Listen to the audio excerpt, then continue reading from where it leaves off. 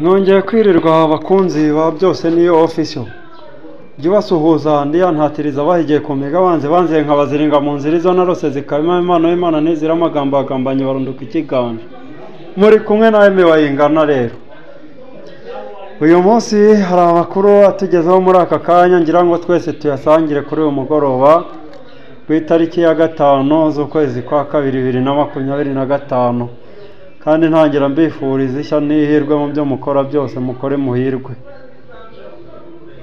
Amakuru atugeraho nuko uwasimbuye Majoro General Peter Kirimwami kuyobora intara ya Kivu y'Amajyaruguru.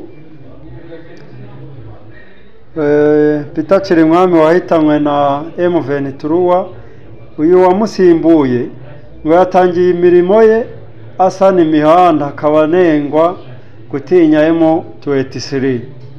Guverineri mushya wa gisirikare w'intara ya Kivu y'Amajyaruguru General Majoro Evariste Somo Kankure wasimbuye General Majoro Peter Kirimwami uherutse kwicwa n'abarwanyi ba M23 yatangiye imirimo ye ku gusana imihanda akabanengwa gutinya M23 cyane.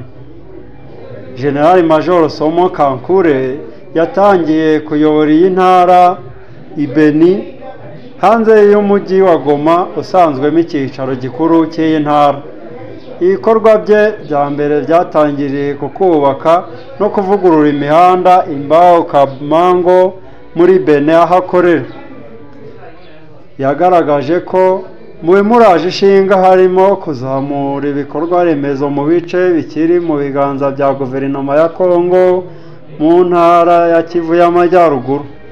Uyu mujenerali wahawe ibiro mu mujyi wa Beni uri mu ntera ya kilometero zirenga 340 uvuye i Goma.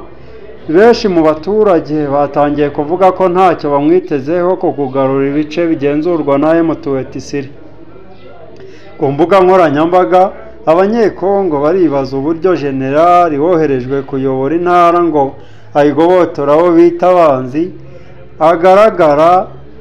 agaragaza ko intego ze nyamukuru ari ugusana imihanda. Bavuga ko biteye isoni kuba atangiye imirimo yifotoza afite umwiko w'abafundi aho kujya ku mirongo y'urugamba ngo yirukane umutwe wa M23.